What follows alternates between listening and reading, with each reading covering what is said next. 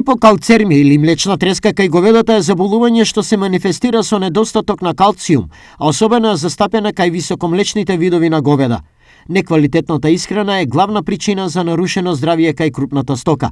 Кои се симптомите? Првенствено е паѓањето на говедата, односно неможност за движење на самите говеда, потоа се јавува пониска температура од нормалата, говедата ја заврлуваат главата настрани, значи во вид на S форма, и доколку не се превенира навреме, секогаш се јавува смрт. Кој вид на терапија се практикува за лекување? Лечењето на оваа болест е со ставање на